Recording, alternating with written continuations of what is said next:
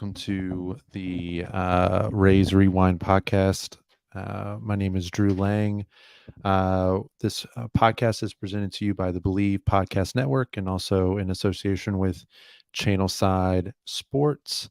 Um, you'll have to forgive me. The audio or the production value of this podcast probably won't be uh, quite as good as it normally is when Evan is at the helm. Evan is currently at a work event, work conference this week, so wanted to hop on at least and talk a little bit about some of the recent news with the Rays and kind of maybe just chat a little bit about the recent series in Houston and kind of what they've got coming up in New York and Detroit. So you guys get me today, and so I am excited to talk about some of the most recent things that are going on.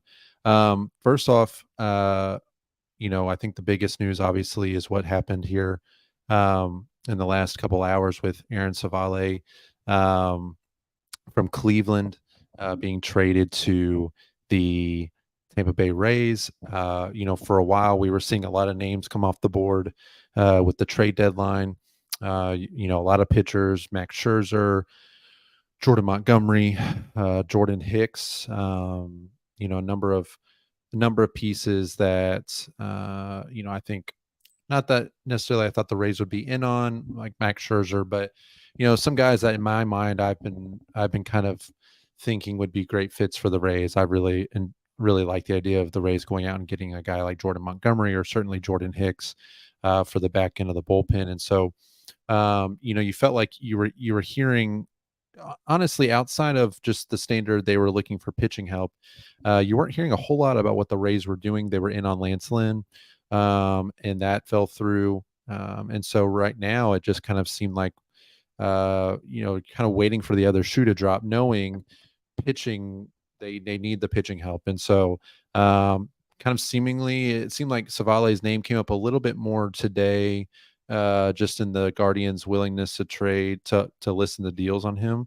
They're a team that's half a game out of first place in the Central, and certainly not a team you would necessarily think about would be selling a middle rotation pitcher, especially a organization that is very similar to the Rays and how they develop their pitching, and the success they have with their pitching.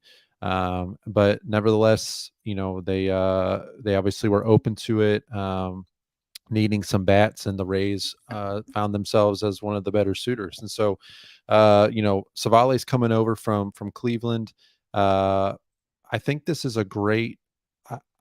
I was really excited about it once I saw the news break. First of all, knowing that, as great as Littell and Erasmo Ramirez pitched on Sunday, that combo, and as great of potential that Taj Bradley has, I think it's evidence to any Rays fan that if this team wants to get where they want to be, which is what they always say, they always want to be competitive and play meaningful games in September. But if they want to finally take that step forward and, make a playoff run, get to the ALCS, get to the World Series, hopefully, especially with the expectations they've had on this team since, since their hot start and since the first hot, few months of the year, they were going to need another pitcher, a pitcher to come in and eat innings, a pitcher that can give them, some length, that can, thicken the rotation a little bit. Because right now, I mean, you're one injury away to Eflin, Glasnow, and McClanahan, who, by the way, all three of those guys aren't necessarily the most durable pitchers. I mean, McClanahan's not thankfully had anything significant happen, but he's dealt with an injury last year in the second half, and had some back issues in the first half this year.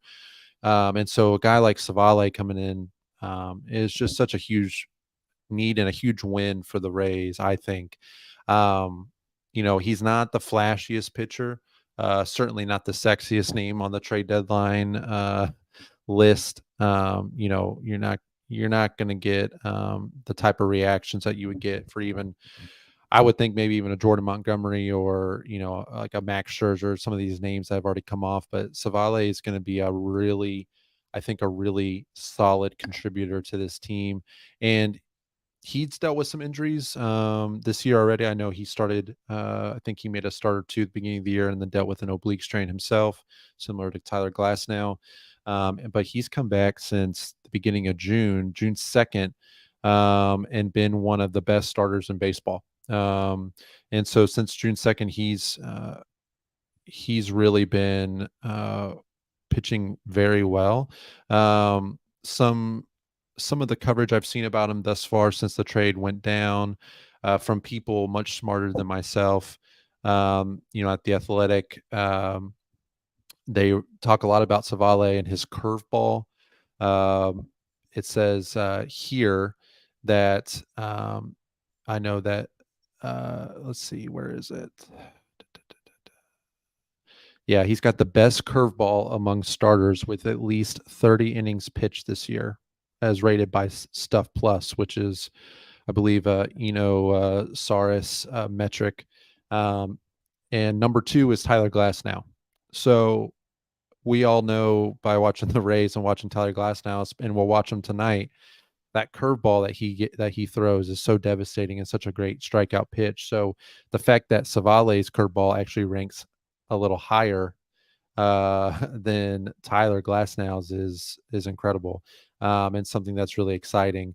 Some of the kind of the high level things you'll read about Civale is, he's not necessarily a strikeout pitcher. He's better with command. He's not going to blow you away with high velo. Um, but when I read that, it makes me think a lot about a guy like Zach Eflin, who the Rays brought in with the largest free agent contract in team history, as we've heard many times. And he wasn't a guy that necessarily he throws.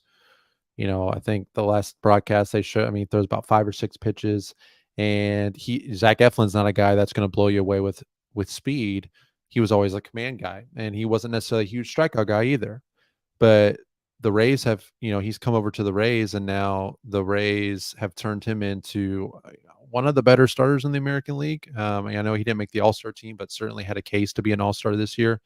And just looking at his stats compared, just this year, 116.1 innings pitched, he's already at 116 strikeouts. His control's been relatively similar. He's at 17 walks, compared to a similar walk number for the last few years. And he's already pitched, 30, 40 more innings more than he did last year coming back from injury. And then even 2021, he's already 11 innings over his innings total from 2021. And you look at it, I mean, the most innings he's thrown in a single season, Zach Eflin, 2019, is 163 innings. He threw 129 strikeouts, and he's already at 116 for this season at the same amount of innings, 116 innings. So he's on pace to crush his, season high in strikeouts. I would like to think that Civale comes over similar type profile. It seems like, from my limited understanding of metrics and data when it comes to pitching. And he's a guy that I think, obviously when Kyle Snyder gets a hold of him, gets kind of into the Rays system, I would like to think that they can kind of hone in on some of his best pitches and turn him into a little bit higher of a strikeout pitcher while still maintaining that elite curveball and some of his other breaking pitches. So far this year, Civale, as I mentioned, he's dealt with some oblique issues this year. He had a few injuries last year, so I don't necessarily know. The most he's pitched in one season is 124 innings back in 2021. He's already at 77 for the year. Not an issue, I don't think, really, with him necessarily reaching, a big innings limit. Obviously, he's going to be over 124, hopefully, by the end of the year.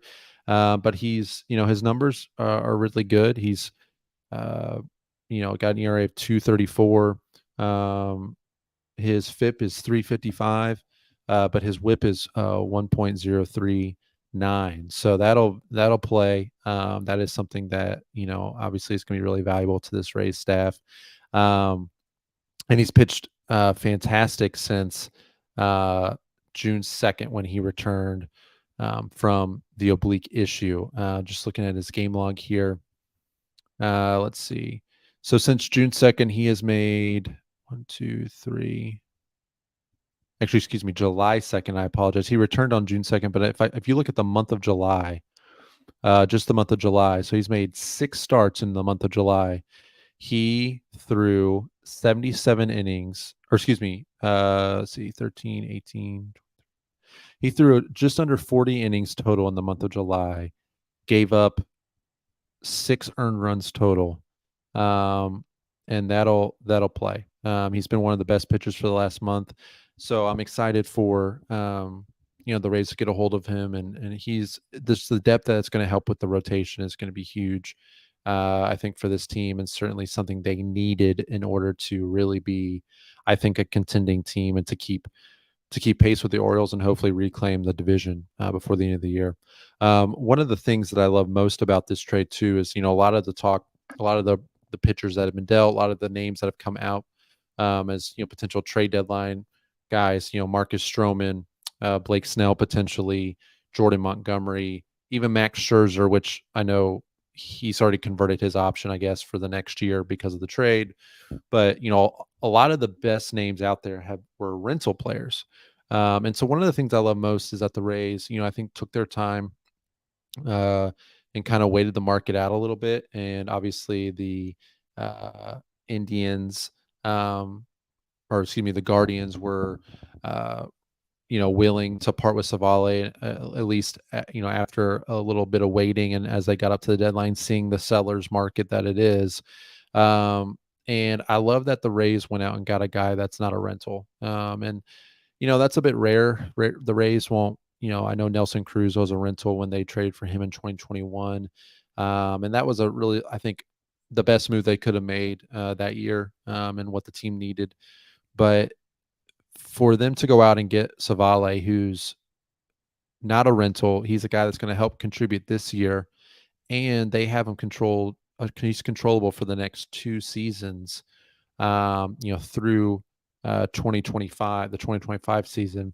I just think that it's a move that's going to pay off for the team this year and the next, as long as he's in the Rays organization, hopefully, through the end of 2025, and maybe longer if they decide to sign him.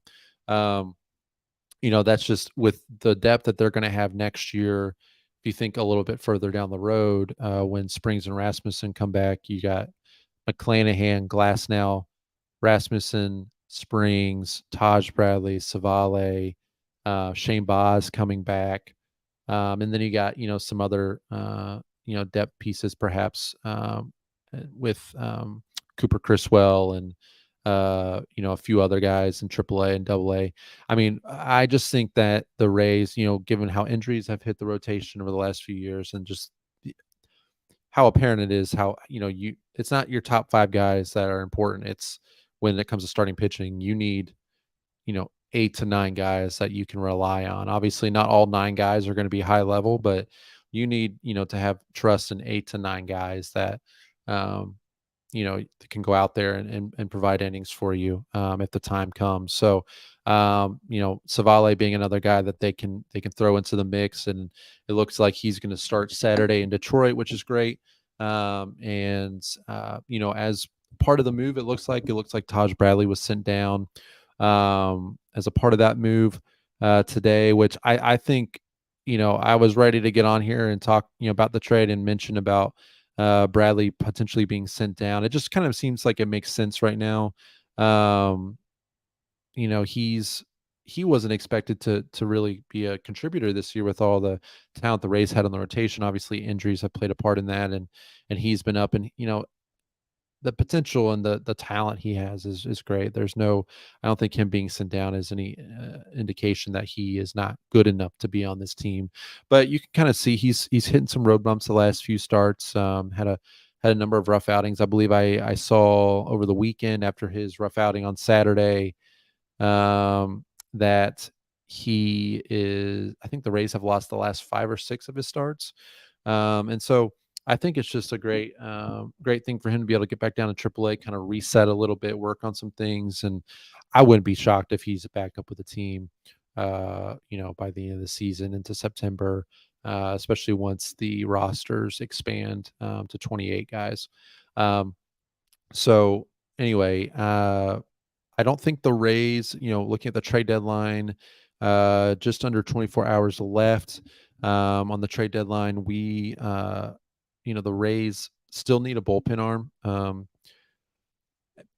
I don't think they can leave this deadline without getting a bullpen arm. I get that, they're stretching out Littell, it seems like, and Erasmo pitched great, on Sunday against a very good Houston Astros team and a very good Houston Astros lineup and a very tough place to play, Minute Maid Park.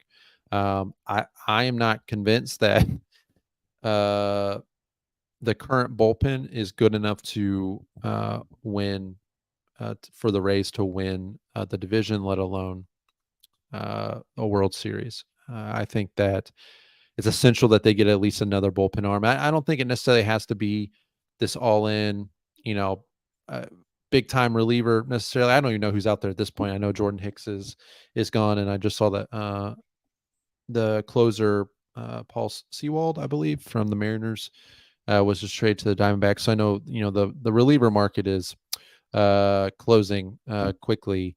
Not as many names out there, but I think they need to go out and at least get another bullpen arm. It seems based off everything that's been reported throughout the deadline and even as recently as today that that's what the Rays that are searching for rotation help and bullpen help. So no reason to think they won't go out and get another bullpen piece. I think that whether it's depending on the type of pitcher they get could mean somebody like Erasmo Ramirez, as great as he pitched on Sunday, he's not, I don't think necessarily Erasmo's sticking around potentially for the long haul here. I think he's a guy you could probably part with or DFA, or maybe a guy like, even though Jake Diekman's been great since the Rays have brought him up. I'm not sure. Again, depending on the type of pitcher they acquire at the deadline for the bullpen, I think depends that might determine who ends up being the person leaving.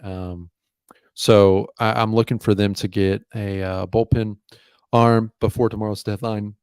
Excuse me, and I'm excited to see what the Rays do. The best thing about the Rays is that they sometimes it's being a fan of the Rays at the deadline's always tough because it seems like they're in on their name gets thrown in with everybody, or they're always playing second fiddle. And they never quite land the player that they want, which is fine. Another part of being a Rays fan at the deadline is that a lot of times they get creative and they're going after guys that you're not really thinking about, and so sometimes it's a lot of waiting. And I think we knew going into today that and going into this deadline that the Rays probably weren't going to pull off any move until it got closer to the deadline. So here we are, 24 hours, and they've got their starting pitcher, and hopefully they're not done yet. But it is a good start to what hopefully is an even more productive trade deadline for the team. A quick note on the return for the Guardians. Kyle Manzardo goes to Cleveland in return for Aaron Civale. It hurt a little bit for me to see that Manzardo was the prospect going. A lot of takes already out there about if the Rays overpaid, or obviously the scouting reports on Kyle Manzardo have been really great thus far. I mean, he's just a really great hitter from all accounts in the minors. He's a kind of he's not a big power guy at first base, but he's going to hit for a really great average, hit a lot of doubles, and guy that can really hit it to all fields. And more of a bat prospect, and he's not going to add a ton in the field. But he was the Rays' fourth ranked prospect according to MajorLeagueBaseball.com. So I think it's easy to look at it on the surface and say it's a bit of an overpay. However, I really don't believe that. I think if you look at it and see like, oh, okay, the Rays give up a top 100 prospect for Aaron Civale, who by all accounts, he's having his best year, but in his career, but he's not necessarily been this dominant starter. So it can seem like a bit much, but I think if you look at the context of what the Rays minor leagues look like right now, and the match that it has with the Cleveland Guardians needs, which they need younger bats, they need a first baseman of the future. It just made a lot of sense for Manzardo to be the guy that the Rays parted ways with. Uh, I think the big thing that people need to keep in mind is that Civale is not a rental. So he's a guy that the Rays could benefit, like I said, from this year and the next 2 seasons afterwards. So, getting a controllable starter uh, is going to require a decently high price, especially in this kind of market. You look at Kyle Manzardo; he's struggled some this year in AAA. He's hitting 238, OPS of 784, 11 home runs, 38 RBIs. He's currently on the 7-day or on the injured list in AAA. I know he hurt his shoulder just before the All-Star break.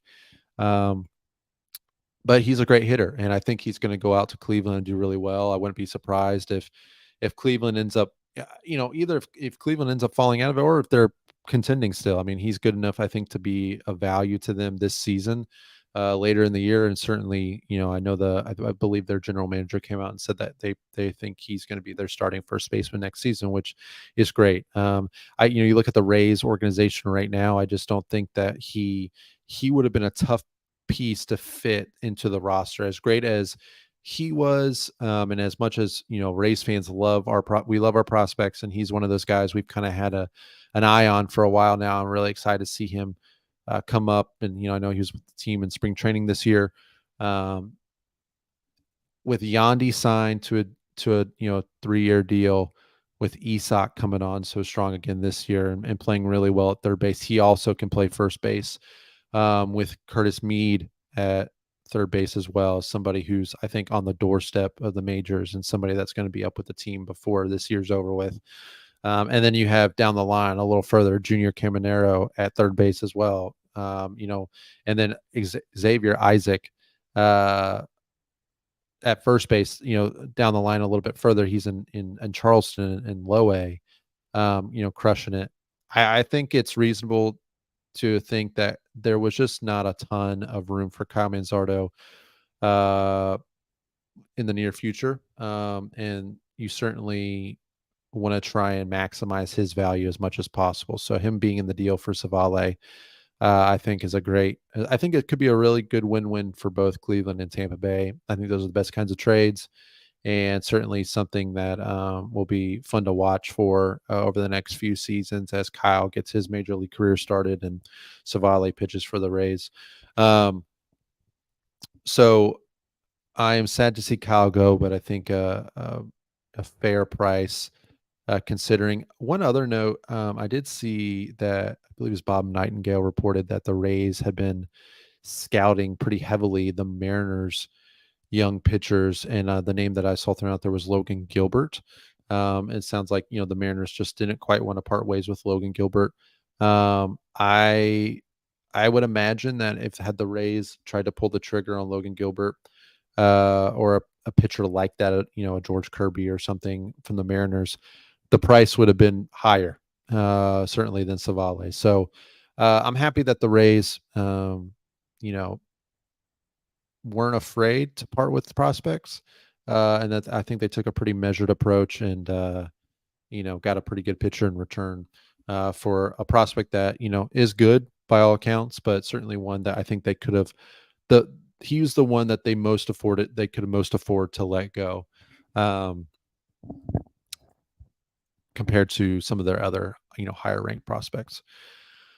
Okay, so quick note, we'll just talk a little bit about, while I'm on here, we'll talk a little bit about the Rays series in Houston and then the upcoming series in New York. I think the Rays going to Houston winning 2 of 3 is really encouraging. Just a couple takeaways from the series. I am really encouraged by Wander Franco and his play over the weekend. I think it feels like for the first time, and it's hard to get worse than that Wednesday game against the Marlins, because that was just an awful game to watch, an awful effort from the team. And Wander especially had moments there where it just looked like he just, I don't know, it looked like he mailed it in. I felt like from the jump on Friday, his at bats were very competitive, very good. He was very comfortable letting the ball travel through the zone, and he's driving the ball to the opposite field intentionally. It's not a fluke thing.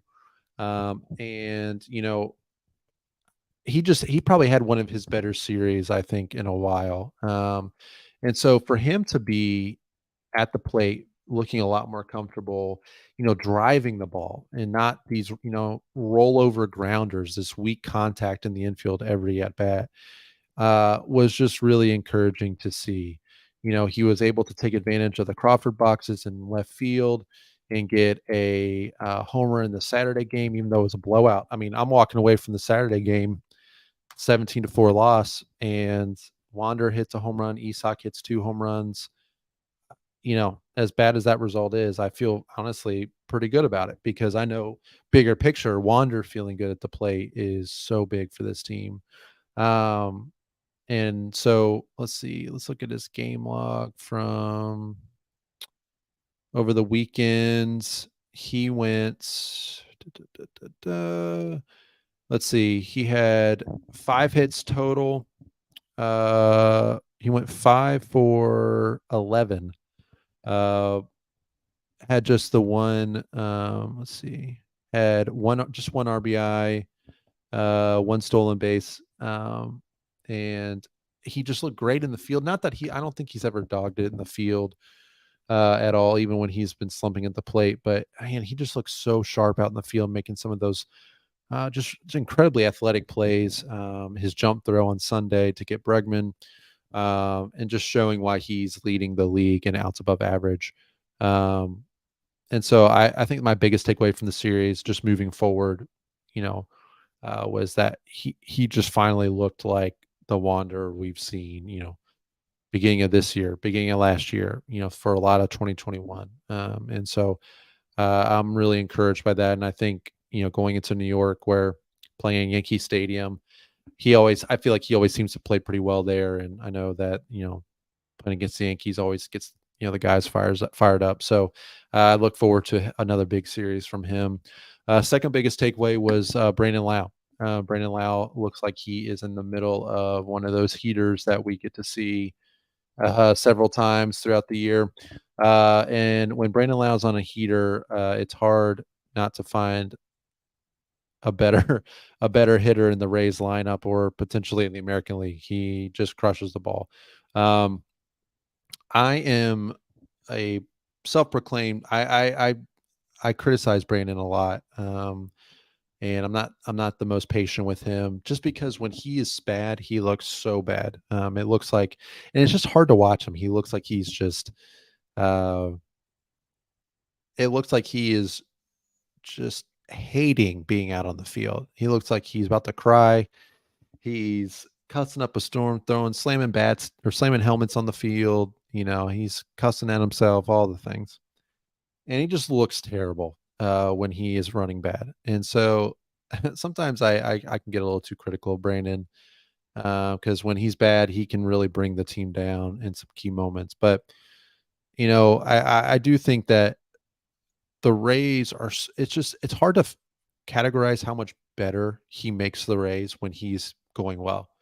Having his bat in the lineup as a lefty power guy, when he's hitting the home runs and getting on base, it is night and day. And so just was really, really encouraged to see him kind of continue, a strong, he had a great series against Miami, had 4 hits, he went 4 for 8, had a home run against the Marlins. And so for him to come out against Houston and, have another, 2 home run series, 6 RBIs total. Like it's just great to see him have success again. And I just think it makes the Rays so much deeper and a lot stronger of a lineup when he's hitting the ball. Um, Brandon Lau is definitely one of those topics for Rays fans that really divides people.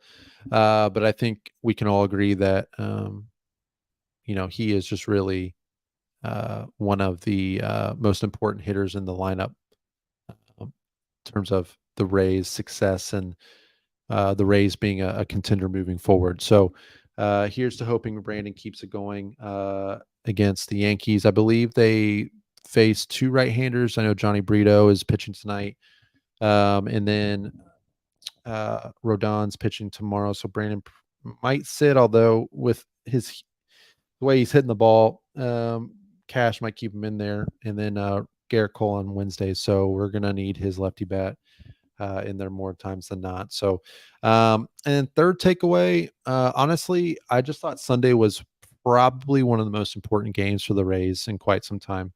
I wasn't hopeful going in, considering we had Littell pitching, and just the optics of it all. It just doesn't, after Saturday's blowout loss, it just really didn't feel like he was somebody that was going to carry the Rays to a win. Um, and he pitched great, but then, the Rays getting bases loaded and coming potentially close to getting, going from bases loaded, no one out, to only getting one run in that inning.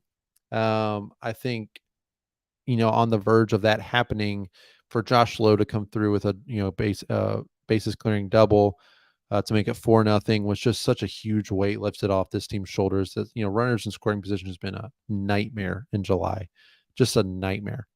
I think last I looked a couple days ago, they were on our last podcast. I think they were 28th, certainly in the bottom five of the entire major leagues, and with their batting average with runners in scoring position in the month of July. So, I was really happy to see Josh Lowe come through big, and just for the Rays to kind of pile on and actually put up runs against, a really good team in a tough environment. Um, I think that it was I think, Friday was encouraging for them to go out and get the win after such a deflating Wednesday loss against the Marlins, but for the Rays to come back from Saturday's game, and baseball is weird like that because, they talk all the time about, just coming into the ballpark the next day and putting in the same work, and, they have a chance to get back at it the next day. Right. And as a fan, it's hard to imagine that it's not incredibly deflating to come into the ballpark the next day after a 17-4 loss. And how are the Rays going to, how are these guys going to get back up and, actually, put forth an effort to get a win? Against a really tough team on the road. And, they went out there and did it and got 8 runs. And I felt like Sunday was the first time I looked at the Rays in the whole month of July, really, and thought, okay, they are back, feeling good about themselves, having a little bit of fun. Some guys are healthy again. And it's, Wander's hitting. And I think as the calendar flips to August, I think we're going to see a re-energized Rays team here, make their final push for the division. With how cold they've been in July, I think some positive regressions coming here in the next few weeks, and hopefully it takes place starting now in Houston and then going into New York. So they are in the Bronx this week, Monday through Wednesday. Looks like pitching matchups are going to be Tyler Glasnow versus Johnny Brito. Then you got Zach Eflin going against Carlos Rodon on Tuesday, and then Shane McClanahan going against Garrett Cole on Wednesday, which would be a fantastic matchup. I am hoping the Rays can pull 2 of 3 in New York. It's always a tough task. I don't care if the Yankees are struggling.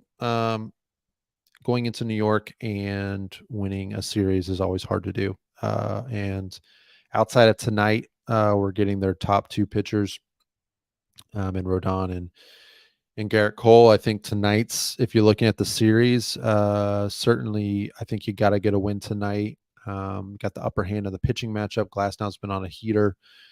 He's always pitched well against the Yankees. and I think this is the first time that they're seeing him this year, if I recall. So, I'm hopeful that the Rays can go out and get a win tonight, because then, if you find yourself needing a win, let's say on Wednesday, because we Rays have gone out and lost the first two of the series, needing a win on Wednesday against Garrett Cole, I think that's a tall order, a tough task for the Rays to pull off. So, um, the Rays, I think, tonight's game is really important to get it going on the right foot in this series, and hopefully they can carry the momentum of the offense from Sunday into tonight. We've got a lot of our got our big hitters in there tonight with the righty pitcher, Yandy leading off, Wander second, Brandon batting third, Randy's batting fourth, I believe. Let me look up this lineup for you real quick.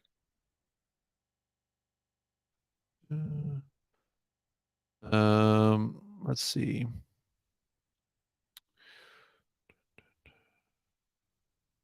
Yeah, Yandy leadoff, Wander second, Brandon Lau third, Randy fourth, Luke Rayleigh fifth, Esox sixth, Josh Lowe seventh, Siri eighth, Bethencourt nine. Um, I think right now would be a playoff. This would be your playoff lineup right here. Um, if I had to guess, so I love this lineup. This is probably my favorite lineup that we can throw out with the way the roster is currently constructed. Um, So I'm hopeful that the Rays can come in and get some runs early against Brito, and get this series started on the right foot. Looking at the division, the Orioles and Blue Jays are facing off, I believe, in a 4-game set this week, which is going to be great, for the Rays if they can take advantage of that schedule and win 2 of 3 in New York. I like the Rays' chances of potentially tying things up in the division um, by the end by or going into the weekend. Game and a half back of Baltimore. You like to think that the Orioles, will lose at least 2 games in Toronto. It's a tough place to play, but obviously Baltimore's a great team, and I'm not wouldn't be shocked if they still manage to split or even win the series against the Blue Jays. But um, Rays win 2 of 3 this week against New York. I like their chances of at least tying things up in the division going into um, the weekend series against Detroit. So uh, that is it, I believe, for me. I've been talking for almost 40 minutes now. And yeah, quick programming note. I think, Evan is unfortunately got a bunch of work commitments this week. So, um, as far as the trade deadline goes, I believe my plan, I may jump on tomorrow, depending on what happens with the Rays. If they make another move, I'll jump on and I will jump on and talk about that tomorrow around the same time, potentially as the deadline. Um, as the deadline comes to an end at 6 o'clock tomorrow. And so I plan to do that right now, tomorrow evening. So we'll see as things unfold. And then when Evan is back, we may try and do a podcast later this week before the Detroit series. We'll see. If not, before the Detroit series, we'll do one wrapping up after the weekend games in Detroit. So you guys take care. Go Rays, and we will talk to you later.